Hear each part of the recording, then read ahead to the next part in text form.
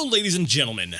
Welcome to our little corner of the internet. My name is Jason, and I'm here with Brian, and we are collectively the Young Scrolls. This sounds... No, I don't... No? Well, maybe I do. Do you like it? It's fun. That's a ringing endorsement. All right, we'll go with it. Do we need to redo it, or are we going to go with that? No, we're in the podcast already. Oh, okay, crap. Hi, all right. I promise, we are professionals. We have been doing this for a whole 27 minutes, so I'd say that qualifies us for professional status. Wait. 28 minutes now. See, we are pros. We are old dogs at this. Yeah. All right, so the first topic. Yes, let's get right into things. Yeah. No horseplane. How I Found You, the making of the Younger Scrolls. All right. So, Jason, you're familiar with this game called The Elder Scrolls? Never heard of it. You know, yes. They have Skyrim out there. So I buy Skyrim. I'm like, I want to watch Let's Plays of this. So I find this one YouTuber, Gopher, who's doing Let's Plays on it. And I'm watching them. I'm like, you know what? I want to see what the older games look like. I never played them before. Skyrim is the first one I played. Like, so I go on Wikipedia. I find out what the other names are. I'm like, all right. I'm going through. I find Arena. I see this guy's playing. I'm like, oh, these three people are doing a Let's Play on it. I'll watch it. No, I don't like this guy. I don't like this guy. I don't know. This Jason guy. There's something about him I like.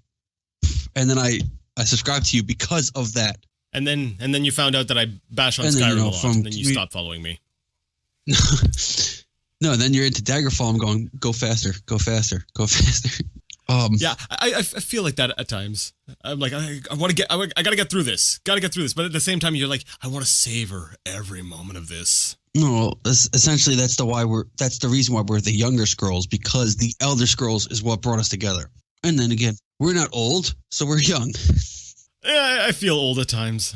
I don't know. It's maybe because I just remember things that are old. Maybe it's because I grew up in a house where they had a lot of stuff from like the 70s, 60s, 70s. So even though I was, growing up in the 80s and 90s, even in my 90s, I was just discovering stuff from the 70s. So I don't know. And we weren't the richest, so I tended to have a lot of old things. So maybe I was living in the past, so I feel older than I am. I don't know. The 90s kind of feel like the 60s part 2. Electric Boogaloo. Sorry. I mean, at one point in the 90s, I don't know about up in Canada, but where I live, the bell bombs came back. I don't think, I don't know. I wasn't paying attention to any sort of fashion things. I do recall, maybe there were bell bottoms. The only thing I really remember were like zipper jackets, like zipper coats, zippers everywhere. I remember that. That was definitely a thing jacket? Here. Oh yeah, zippers everywhere. No, that was definitely not around me. I No? never heard of that. I've heard about it on Maybe pants, it was just a Canadian thing. We had them on the pants. Oh, okay. Because they're called trip pants. Yeah. Interesting. There'd be like 15 different zippers on them, and the zippers would have no purpose. Yeah, there was no reason for them. It was completely a stylistic thing. Yeah. But anyways, because of zipper pants and zipper jackets, evidently, and feeling young, we decided to go ahead and start a podcast just to talk about, I don't know, whatever. This is the toilet of the podcast world. This is where we just decided, let's just put whatever we want in here. I don't know if that's a ringing endorsement. That's probably not the best way to refer to it, but it's out there now. Okay. Yeah.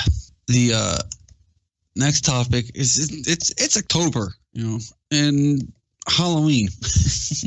I don't know if you've noticed this on my channel. I have a thing called Horror Week. I have actually I have not noticed that yet, because I did it last year, and I'm doing it again. But it's problematic this year because Halloween is on a Monday, so the last week of October is not a full week. So Horror Week is going to go into November. Yeah, that's for me, because it takes me so long to get things up. And for me, I just tend to just say all of October, and I start my scary things at the beginning of October, and then it tends to drag on and on and on and on. I think last year, I started, Penumbra Overture, Let's Play on my channel, and it wasn't until, when was it? It was February, March. It was quite a few months later when I finally finished it. Yeah, it took you a long time to finish it, which was fine because I like that sort of stuff anyway, all year round. Once I saw Penumbra posted, I was like, oh, I wonder if this is going to go into December again. It could. It very, very well could. I'm a little shocked that you can't. I never played Penumbra, but I'm like, wait, you can't attack the people? Yeah, because you said that you can't attack anybody. Correct. Yeah, my new playthrough that I just started on Penumbra Black Plague, and like in the last game, you got like a hammer or like a pickaxe, and you're able to sort of break things. But from what I understand, because when I was initially trying to pick out a horror game to do way back, I was like, okay, what is the scariest game? And of course, most people were saying Amnesia.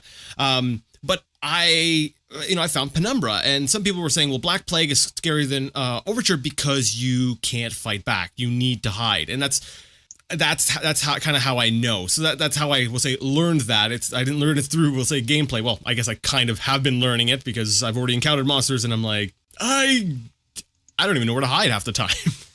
So yeah, that's been we'll say a fun thing to do. I do like horror, and I would do it year round, but I feel like there's a strange sort of balance about sort of knowing your audience. And a lot of the audience, I didn't start off doing a lot of horror, so I feel like if I just dump headfirst into like all horror games, I feel like I'm kind of alienating half my fan base. So it's kind of like it's something I'll do alongside my other stuff. I mean, you could always start a second channel that just focuses on horror games. I could. The thing is, though, as it is, I'm already using up. I don't have the time. It's just easier for me to be like, okay, I'll put this on the main channel, and that's why that's another reason why it's more intermittent, where I'm not, always putting, I'm not always putting up these playthroughs. It's more of we'll say an inconsistent update schedule until a slot opens up. But you had mentioned, I'm sorry, we kind of derailed this. Well, I guess not derailed it, but you started talking about how you were doing like a horror week. What exactly does that entail? Like, what exactly are you doing for horror week in October? It's nice that you asked. I don't put out a video a day on my channel except for horror week and then the 12 days of Christmas. That's it. That's the only time. But last year I did a video that was the top 20 highest grossing Canadian horror films. Oh. And I did Korean horror films as well, but I've also got one that's the highest grossing slasher films, stuff like that. This year I'm doing Frankenstein videos, but there's not 20 of them apparently. I'm going to pull up my list. We've got the top 2 Frankenstein movies. No, there's probably more than 2, but no. I got the top 20 horror movie franchises. Right, highest grossing R-rated horror movies of the 80s. Highest grossing horror movies of the 2000s. Wait, there are horror films that aren't R-rated? Yeah, a lot of the newer ones are PG-13. I haven't watched horror in a while because I haven't found any that really interest me. I'll have to take a look at your list here to see if something piques my interest. Like Don't Breathe, I think that's an R, and it's like the first one I've seen, the first horror movie that's R in like a couple years that I've watched. That wasn't a Saw film.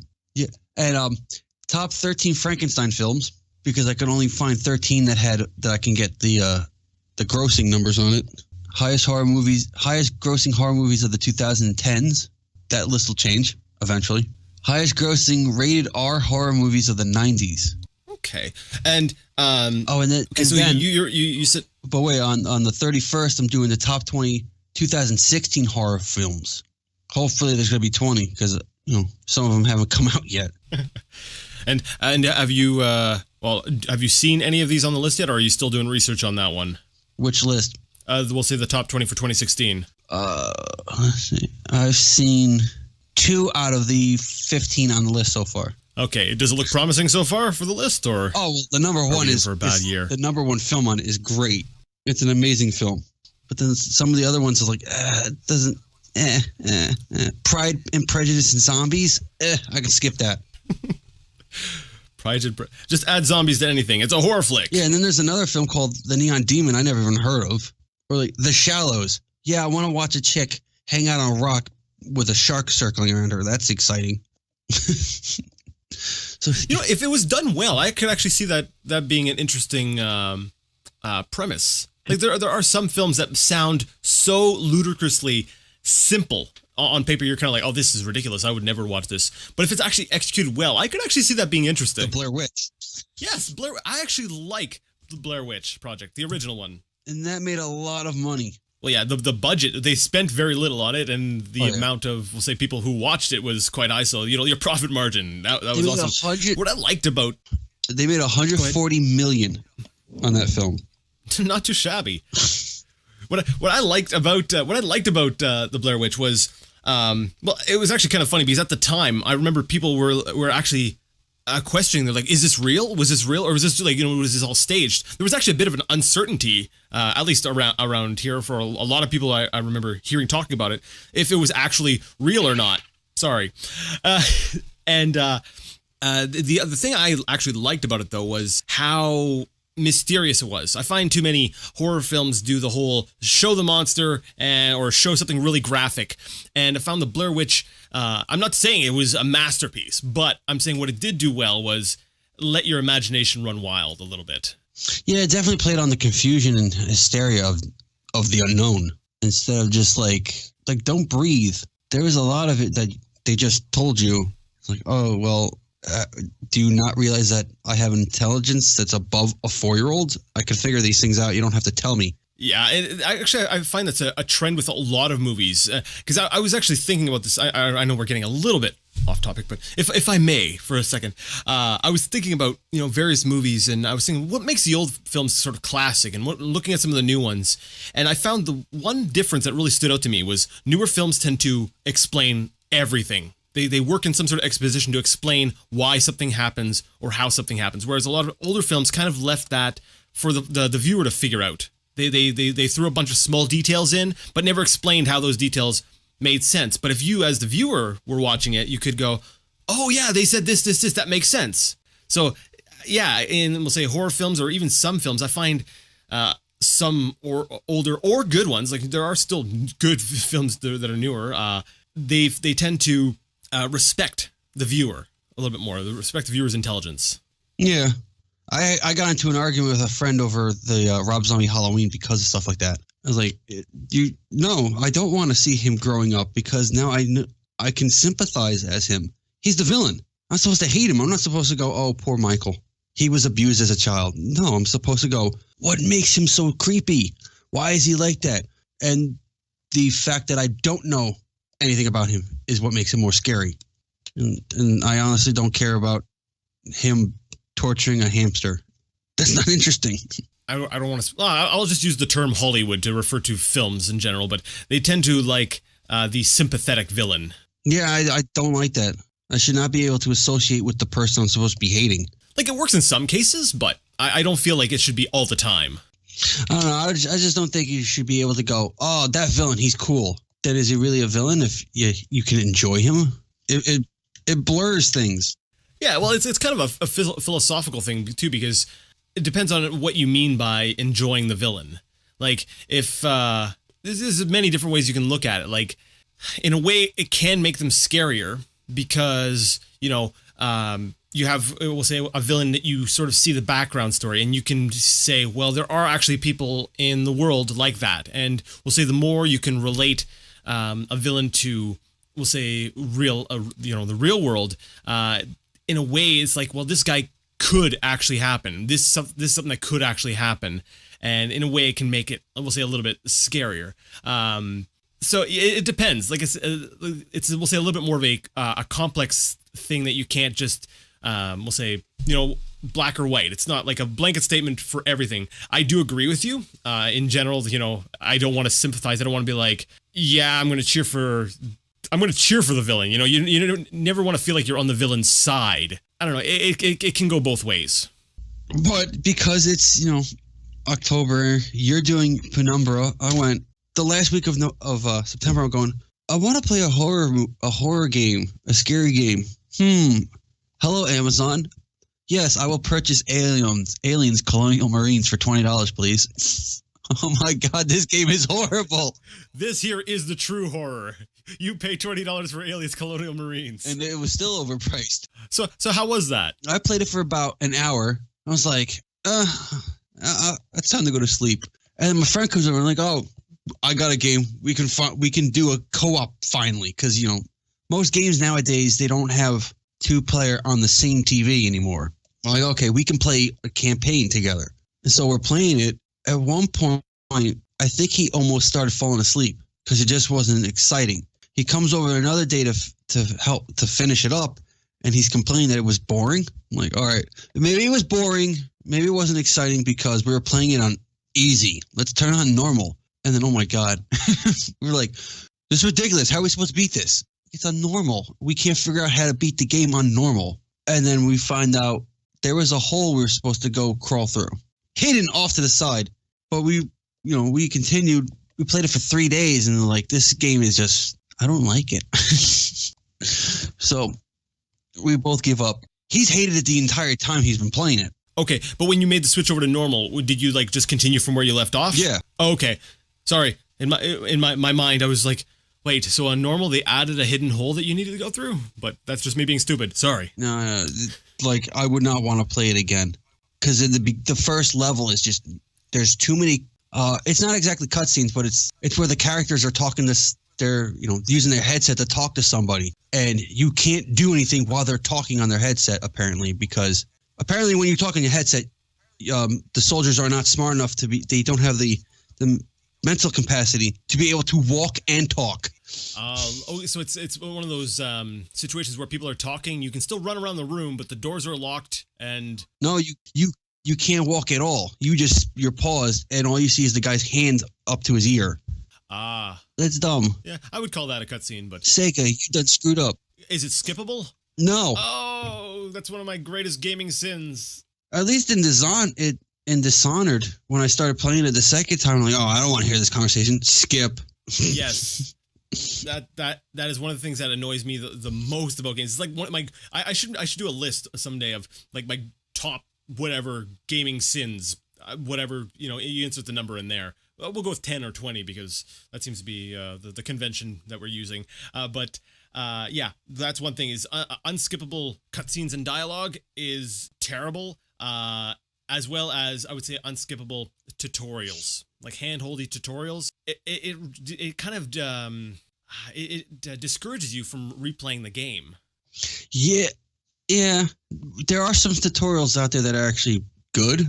Like you need to pay attention to the tutorial because it's a complicated game, like Portal. But then you get other games like Call of Duty where they're giving you you go play the campaign. It's giving you a tutorial on how to play. Like dummy. I know how to play this game already. Everybody knows how to play this. 12-year-olds know how to play a Call of Duty game. It's Battlefield for children, basically. And then there's I think it was in World of War. They tell you how to crouch after you actually have to crouch in the game. I love it when games do that. They're like, you can do this. It's like, yes, I just did that. Thank you for telling me this, like, not 5 minutes ago. There's a lot of them that they just didn't think it out really good. Because I think they were more interested on making it a playable level and less of a tutorial, that the teaching aspect kind of waned off. Yeah. Well, we'll say bringing this back to the Colonial Marines, how was its tutorial? Was it bad too? I'm not even sure if there was one. I don't remember. Oh, just trying to purge it from your memory, right? Just no, like, yeah, I don't want to think about it. It was very quick. It was the controls, and it's one of those. This is one of those times where it's like there's not enough buttons on the controller to do this, because when you got to switch weapons, you have to hold the Y button, and then a new screen comes on, and then you have to use the left thumbstick to go through a circle to pick a section to go through there, and then oh my god, why couldn't you just put select button? Send me to a different screen I can choose from there. So basically brings up the radial menu type thing. Yeah, but when you bring that up, the game doesn't pause. So, I ran out of ammo for my primary weapon. Let me switch weapons. Oh, I'm getting attacked. I died because I chose the wrong weapon that also had no ammo, and I punched the alien instead of shooting him.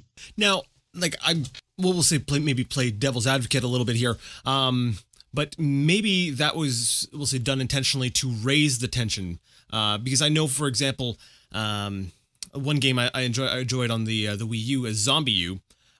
which I believe actually is getting or has been ported. I don't remember to the other systems. But one thing that was about it was all the inventory management and everything was done in real time. Like you'd have to look down at the gamepad and do that. And like I try to relate it to like, if you were actually in that situation, you're not, there might be a little bit of, okay, you having to reach for the weapon. And as it is, in games, I think people grab their weapons a little bit, we'll say too quick, but I guess that's for gameplay purposes. But I'd make the argument that perhaps that method was done intentionally to sort of raise the tension and make you kind of, crap your shorts, as it were. Possibly, but the game's just not scary. One jump scene in like 5 levels. I tried Aliens. I tried Colonial Marines. I did my best. I tried to defend you, but... This is probably the worst Sega game I've ever bought. Have you ever bought Sonic the Hedgehog? Yes. Then you're wrong. I grew up on a Genesis. Sonic was awesome. Sonic was awesome. Yeah. In the child's mind. No, I'm kidding. I do enjoy some Sonic, but looking at it, we'll say a little bit more objectively now, it has a lot of problems. But yes, I'm not going to say it's worse than Colonial Marines because that would be silly. If you look at something like Sonic and compare it to Alien Colonial Marines, Sonic is a full game. Colonial Marines probably has mad glitches in it that, we got a patch to come out to fix it. That's why I think the older games are better. They have better development. Well, I would agree. I was being edgy for the young crowd or the people who hate Sonic. But now that my secret's out, they no longer like me. Yeah, Nintendo fans. Nintendo fans don't like Sonic. Well, I guess that would make sense because I am a Nintendo fan, and well, it's not that I don't like Sonic. It's just that I feel that the games are not the strongest out there. I feel like the character gets off mostly on his, we'll say, iconic appearance. It's like he has this thing about him. Like if there's a bad Mario game, I feel like it still kind of gets a pass just because it's Mario. And I feel like the same sort of rule applies to Sonic. He's so iconic at this point that people want it to be good, and so he gets away with a little bit more. I'm not saying his stuff is necessarily bad, but in some cases it's just sort of average. Yeah, but at least those old games were consistent. There weren't any game-breaking glitches in it. Have you watched speedruns? Not like in Skyrim. Wait till you get to Skyrim and you fight a giant and you go flying into the sky. I have actually had that happen. Physics disappear. Yeah. Like, well, while I'm working my way through the anthology now, I have played all of the Elder Scrolls games. It's just I haven't beaten all of them. The only one I've actually beaten so far is Arena, which is funny because I claim Morrowind to be my favorite, and I've put hundreds of hours into it, and I've still maybe only ever gotten maybe halfway through the main quest. Shameful. Hey, I was creating my own stories. There's so much to do, and the system is so sort of fluid, right? But I guess that's a topic for another time. But speaking of Bethesda and glitches, the Gary glitch in Minecraft, right? Yeah, what is that? Somebody screwed up in when they were typing in the code for stuff like gray wool and gray banner. They spelled gray wrong, and they put Gary instead. And then there's because you can get gray dye, but the person spelled it with an A instead of an E. Okay, so they spelled A-Y. A-Y? And then when you get to where it says banner, it says Gary. It's a spelling glitch in it. So up until the next patch, if your name is Gary, you have your own wool and your own banners. This is actually very, very interesting. One, I think the Gary thing is hilarious, but it's interesting because you're saying that it was spelled gray. It was Grey was incorrect, but I actually I'm not sure which way to spell it because I typically spell it both ways. Actually, gray can be spelled both ways from what I recall.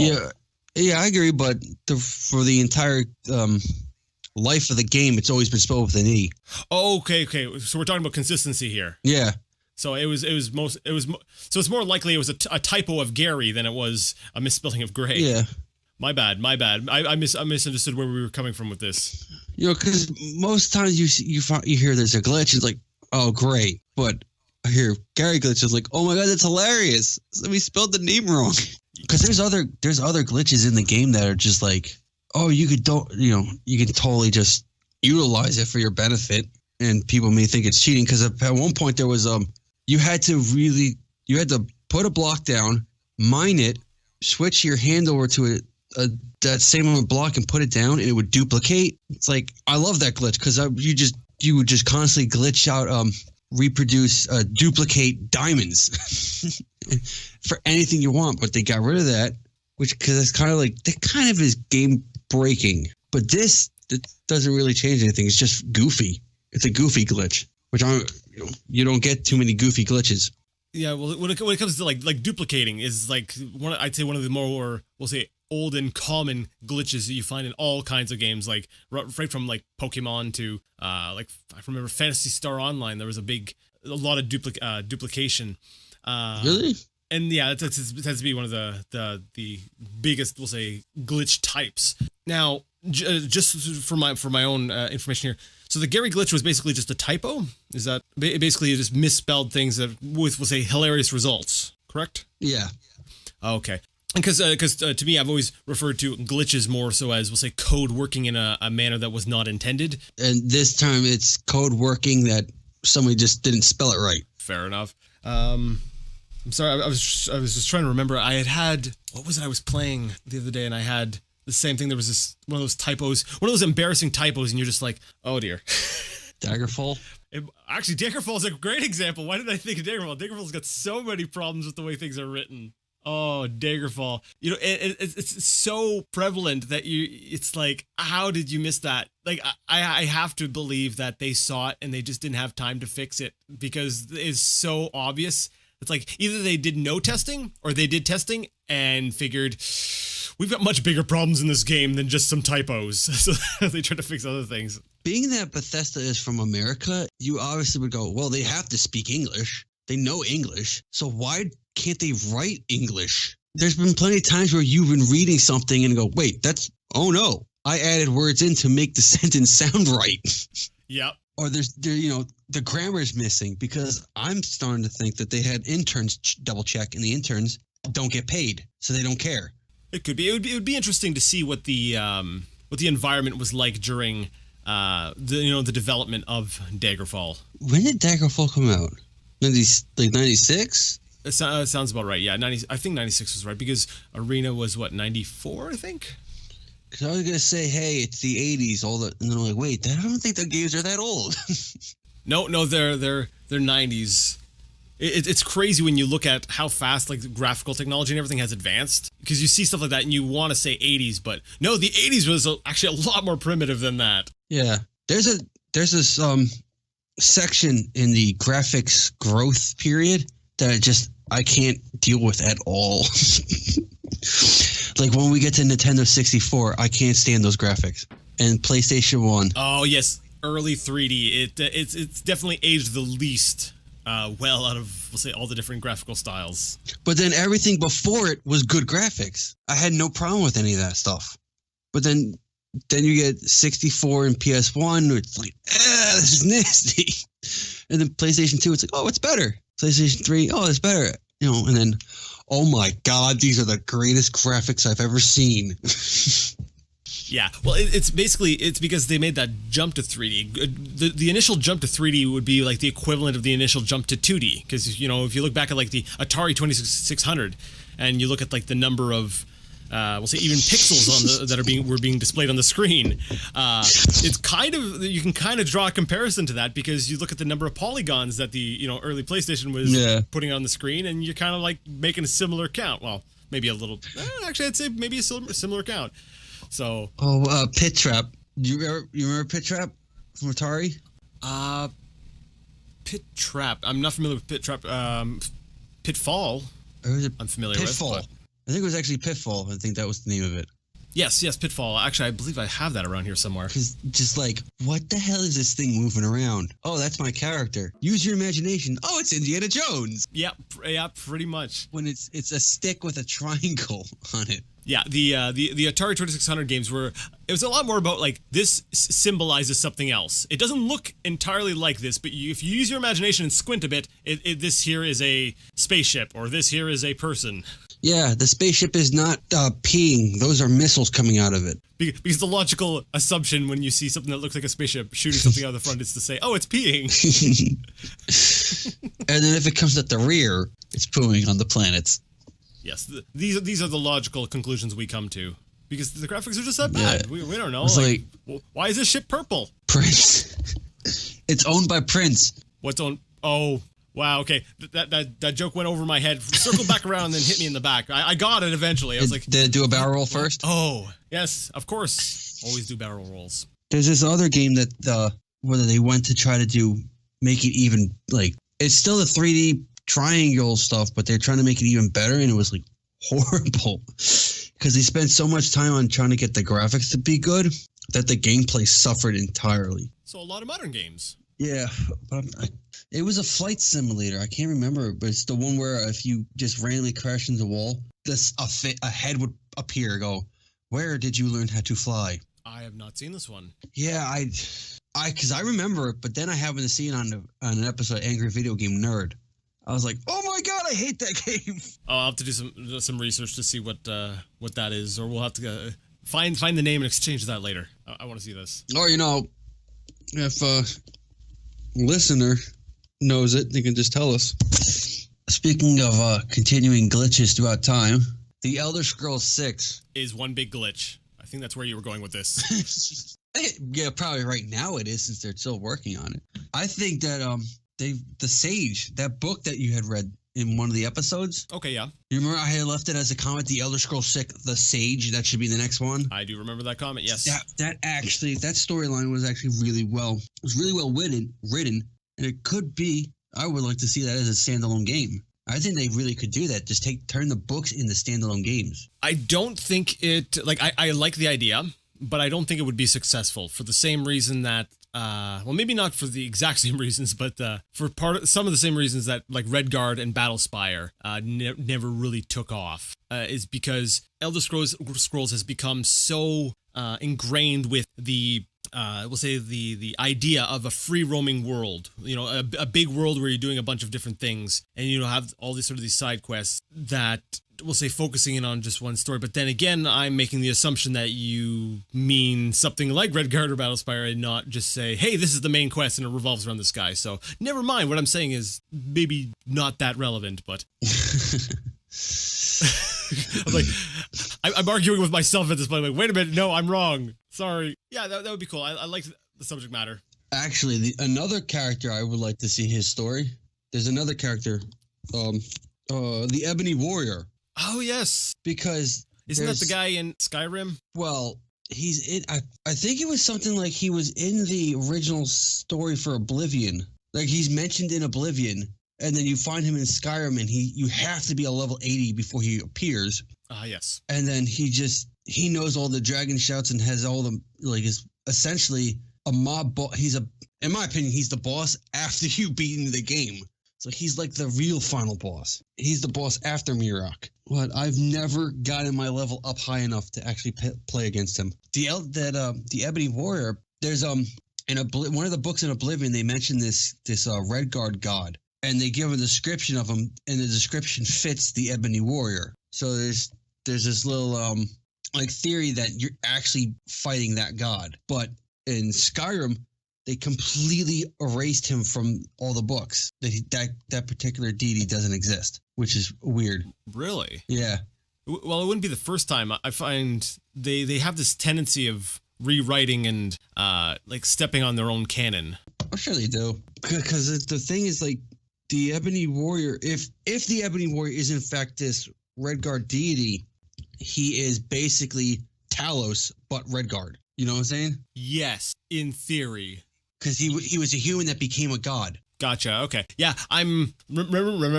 remember earlier when I said that I had played some of these games, but I hadn't beat them? I think we're entering a little bit of the realm where I'm a little bit on the not too familiar side. Oblivion and Skyrim were actually at present are probably my lesser played games of the entire series, so anything that's brought up in them, I'm a little bit more rusty on. No spoiler alert. I think you may have said something about Skyrim earlier, but I'm like, whatever. Okay. I've already forgotten it. I have a terrible memory.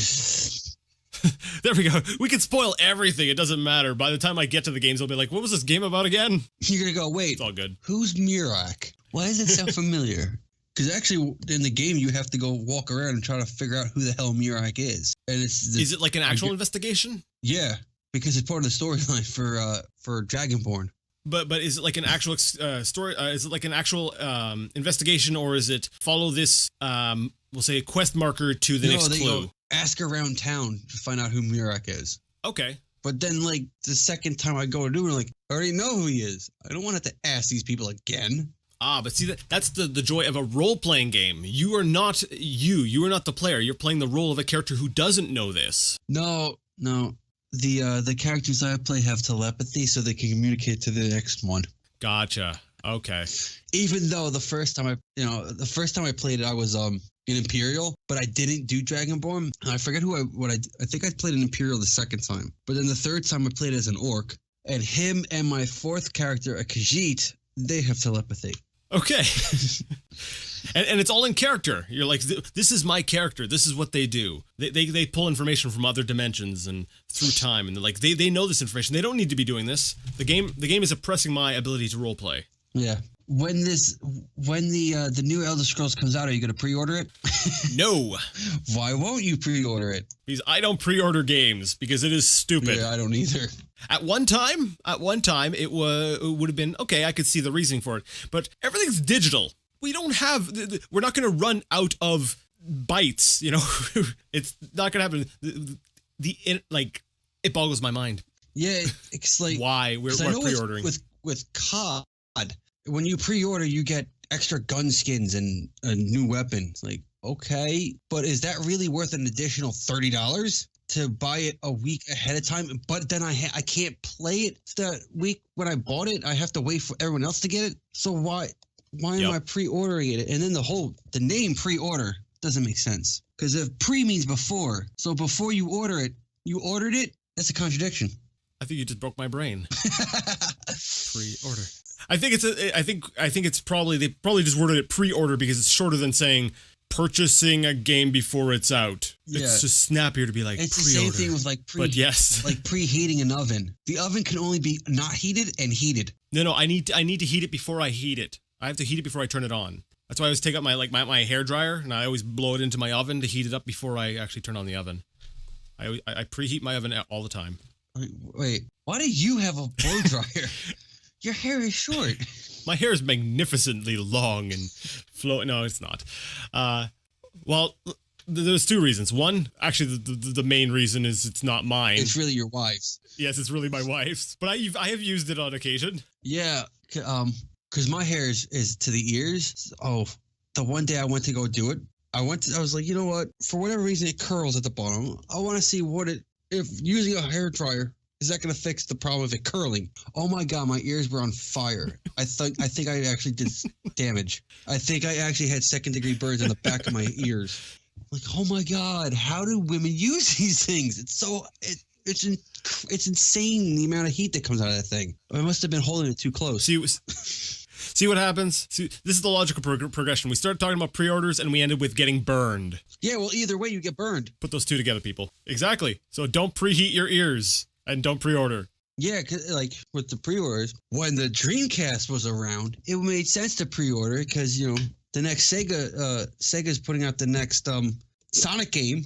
You get to GameStop, there's a line there. Well, nope, I pre-ordered it, and you get your copy. But as you're saying, those digital ones, it doesn't even matter because everybody's gonna get the game the same time. There's no line. Yeah, exactly. It made sense. It worked for like physical releases, but now when we're getting into digital, there's really no point to it other than it makes sense from, we'll say, a business perspective because you're guaranteeing your sales. So the companies are making out like bandits, but you know the consumers were getting products. This is actually one of the reasons why I mostly just play single player games is because I tend to wait until the games have been out for a while. The reviews are all out. I can look up videos online, see if I actually want the game. The patches are out, so the game has been fixed, but maybe the community is not still there anymore. So usually when I get into a game, it's, if there's no online community, I'm not playing multiplayer. So we'll say the way they do pre-orders and stuff now is one of the reasons why I primarily just play single player games now. I pretty much wait for the price to drop. Oh yeah, that's another benefit of waiting. Yeah. Especially when it's going back to Call of Duty, you just wait a year. It's $20 later because the next one's out. Yep. I bought World of War for $10, and then it was like I bought that for $10, and the previous week I had bought Modern Warfare 4 for like $20. And in that case, I'm assuming you bought it like you're talking like physical. Yeah. Like the actual box. Because because I was I need that. Yeah, because I was going to say on Steam, the Call of Duty games are actually one of the titles that retain their cost. They're still pretty expensive, like digitally, which is really kind of funny. So it's like you can either play it with a mouse and pay more, or you can play it on a console with a controller, but pay a lot less. Yeah, the Walmart by me still has World at War for sale. They can't get rid of them. They got a bunch of the old Call of Duty games that are just on a display there, waiting to be sold for like $10, and nobody's buying them anymore. Oh, that's amazing. I remember going to our Walmart, and man, it was like for a year straight. And this was actually, I think it was just last year, was it? Yeah. So like in at least 2014, 2015, around there. Every time I'd go into Walmart and I'd take a look at the game section. Of course, I play Nintendo primarily, so I'm going there and I'm seeing Metroid Other M. And do you know what price they had that thing at? Other M? Yes, Other M. $79.99. Close. It was like $90. It was $89.99 for a Wii game. And this is after. This is well after the game came out, has been ripped apart by the fan community. Like, it has not sailed. It was basically a failure, and they still had it for like $90. And I was able to go into like EB and find copies for $5. And I was just like, wow. I'm like, you're really holding out to find that one maybe grandmother who's like, I remember my son talking about Metroid. I'll pay $80 or $80, $90. Yeah, it was $90 for that. EB Games. Oh, that's right. Yes, GameStop for Americans. EB Games, I think, is owned by GameStop. It's essentially it's the same thing. It's just a different name. It's the same company, just rebranded for the Canadian market. But there was an EB Games by me for years. Yeah, well, if I recall correctly, I could be wrong on this. Do not quote me on this, but if I recall correctly, there was it was Electronics Boutique first here, and then I think it was GameStop purchased it, and then it got rebranded to EB Games. I could be completely wrong on that. I think because I think it was like at least in the 80s it was Electronics Boutique. Oh, it was Electronic Boutique, yeah, well up into the late 90s actually. I remember going into an Electronics Boutique in I have one specific memory from 1998, 99, and I walked in and I purchased a copy of Jane's F-15 Strike Eagle. I think it was the full name of the game. And I remember it was specifically Electronics Boutique at that time. But yes. Yeah, well, they closed that one down by me and turned it to a GameStop, and then eventually closed down that GameStop and opened it up in a new spot across the parking lot from a Walmart. So I go into the Walmart, I'm looking like, oh, no way. I am not buying Black Ops 2 for like $40. But it's already been a year out, or it's like out for 2 years. I walk across the parking lot, $20 at GameStop. Do you guys know that they sell their games twice the price over at Walmart? And they're like, yeah, I don't think they're gonna even bother competing. Yeah, and for to clarify, we're talking about like new versus new, right? We're not talking about used. Yeah, they were both brand new, and Walmart was twice the price. So there's a lesson for you kids: don't go shop at Walmart for your games unless you're desperate or hate money, and just buy it on Amazon. Yeah, there's another good place that I've been visiting a lot for decent prices. Well, and particularly if you're in the States. If you're in Canada, even if you think you found a good deal, they're going to kill you with the shipping. But yes.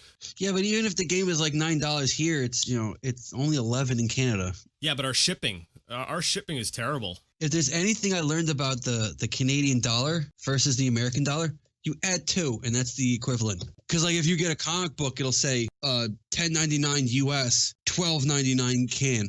I wish that was the case for everything. Like in some cases, sure, but that's not always the case. I've seen things where like books are one thing because they tend to have the price printed right on the book, and they tend to follow those prices. Yeah. But you get other stuff like games, for instance. I've seen games that are like twice the price. We'll say in Canada than they are in the States. And then if you're ordering online, especially if it's being shipped from the States, actually sometimes even from within Canada, that's like sometimes it can double the price again or add like an extra at least like $10 to it. And I'm like, you're just shipping a game, come on. But it's crossing international borders, and apparently there's some sort of embargo that we don't know about going on between our countries that makes it more expensive. I guess so, because I've actually purchased stuff from Australia. I've purchased stuff from, UK, from China. I've purchased stuff from all over the world. And the funniest thing is, it always costs me more in shipping from the States than it does anywhere else. It's the closest place. Yeah, exactly. It's ridiculous. American commerce is just amazing.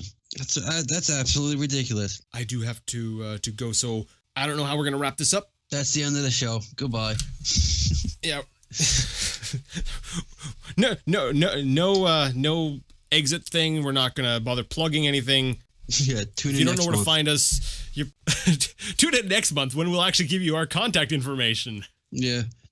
We'll even upload the episode like to a different place each month, so it's like a scavenger hunt. That would be funny, but yet really annoying at the same time. Because that would be so different from the podcast itself. Yeah, and having to come up with a new place to put it. Oh yeah, you're right. It would be annoying for us. Okay, fine, people, you win. We'll try to be consistent with it as far as where it goes. That's what she said.